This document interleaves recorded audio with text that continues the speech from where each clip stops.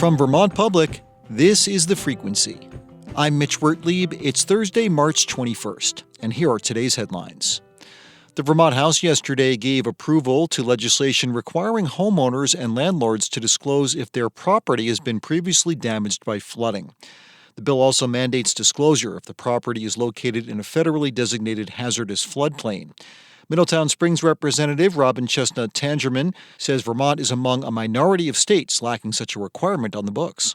Starting with Tropical Storm Irene, we have seen 3 100-year floods in the last 12 years. It's climate change in action. Many dwellings were affected by the flooding, yet the majority of buyers and renters may not be aware of actual or potential flood impacts on their properties. The bill also calls on property owners to disclose if they are required to have flood insurance. Vermont State Police say they've arrested the owner of a controversial military-style training facility in West Pawlet.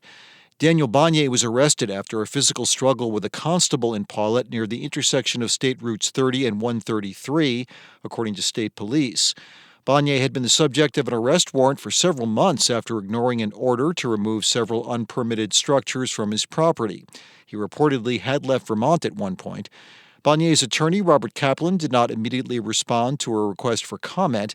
Merrill Bent, Pawlet's attorney, said yesterday afternoon the town is working on next steps, but has no comment on specifics.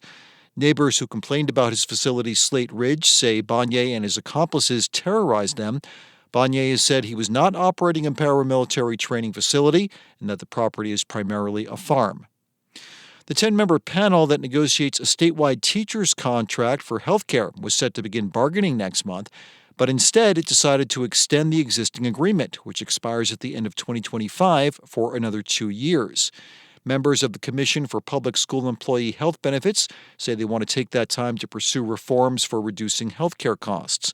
School boards and unions, which have equal representation on the commission, fought each other bitterly in the last 2 rounds of negotiations. Now that the two sides have come together to demand larger reforms, Commission co-chair Mike Campbell is hopeful they can make a difference.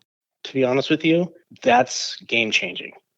We now are working together to do that, for not only for the educational staff in the state, but for the taxpayers in the state.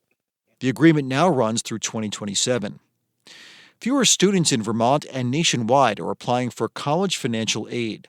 The sharp decline could cause college enrollment to fall for the 2024-25 school year. It could also lead to students paying more money to go to school. Patrick Leduc is with the Vermont Student Assistance Corporation, or VSAC. He says the online forum called FAFSA had a delayed and buggy rollout this year. Yesterday on Vermont Edition, he said VSAC and school counselors are still encouraging students to finish their applications. We're normally doing this work early on in October, November, December.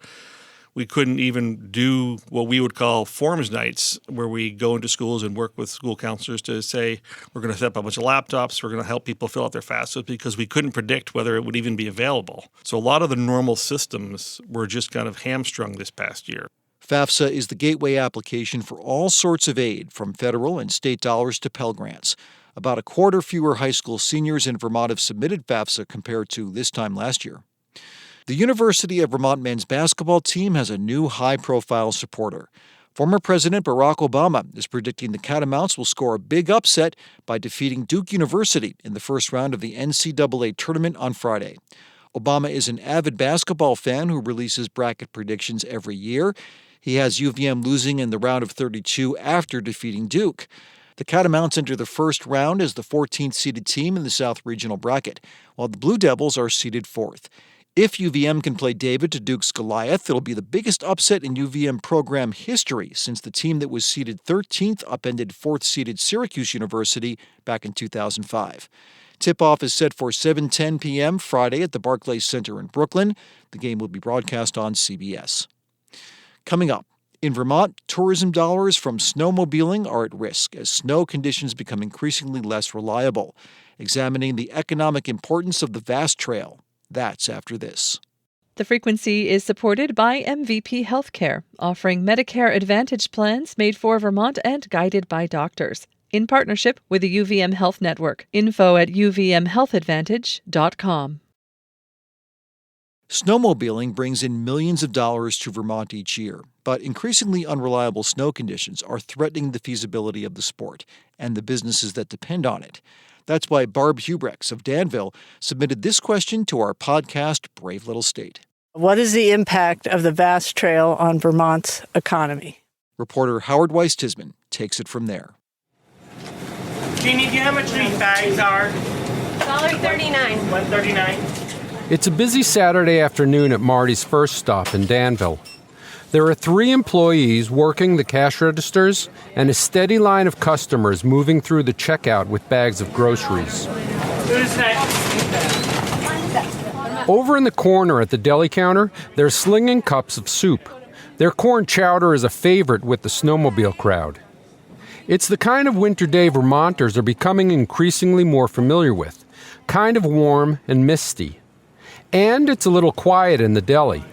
Not at all like the old days. In the 80s, when this whole place would be just packed with snow machines, so we did need to prepare extra food, Meet Martin Beatty. He opened Marty's first stop 35 years ago, here in the Northeast Kingdom along Route 2.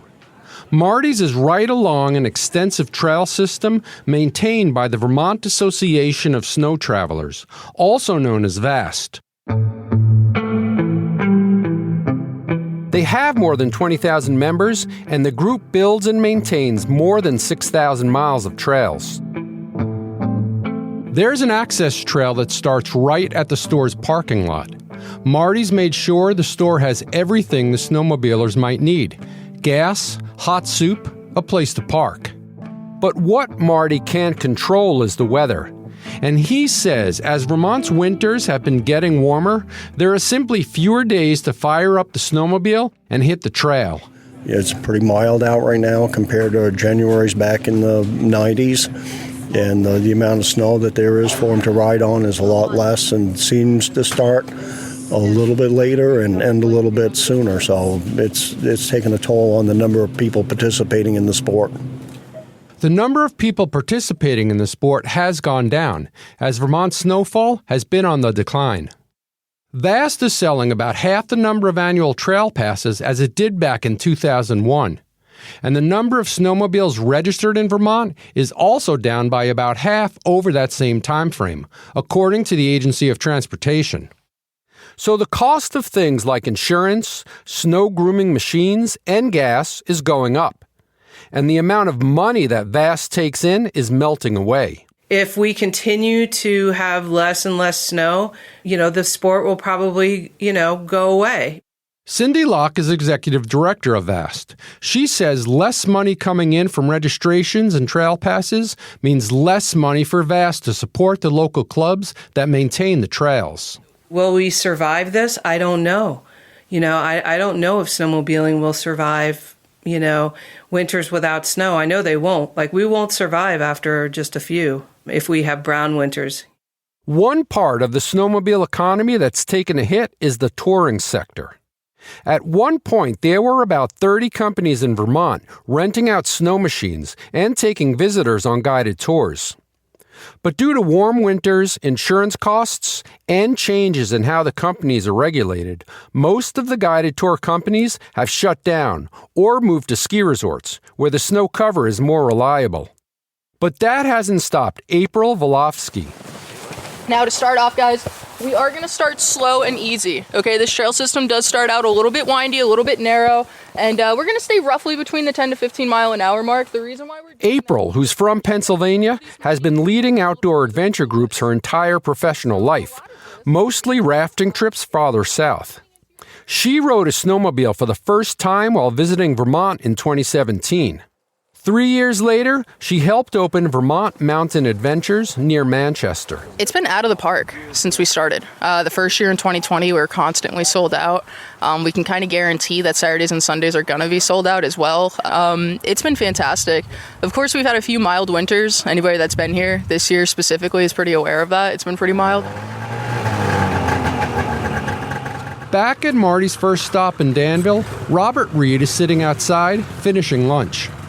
Robert says he's been snowmobiling in Vermont since the 1970s. We don't live in a ski area town where we have this influx of, finances coming in. We live in rural Northeast Kingdom. We don't have the Stows. We don't have the sugar bushes. This is small towns with, snowmobilers and four-wheelers and fishermen and hunters. That's the income.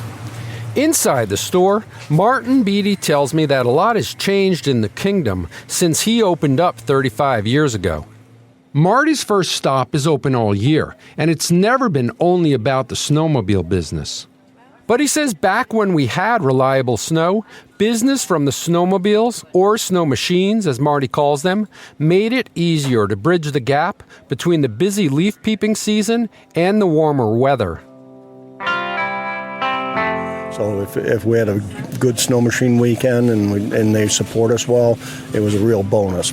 But you don't want to plan on making your payments on something that's dependent on the weather in Vermont, for sure. Still, he'll always have hot corn chowder waiting for the snowmobilers, as long as they show up. For Vermont Public, I'm Howard Weiss-Tisman.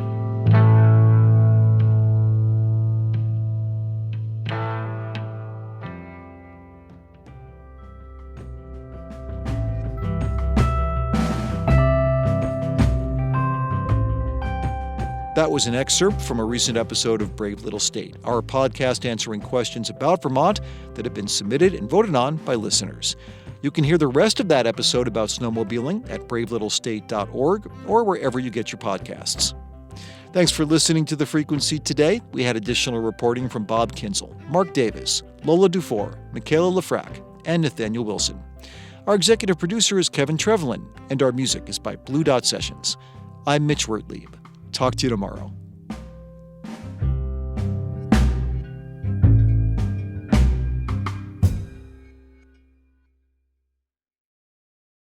At a time when information continues to come at us faster and faster, sometimes you need to hit pause and rewind. NPR's Throughline takes you back in time to the source of the news stories filling your feed. Find NPR's Throughline wherever you get your podcasts.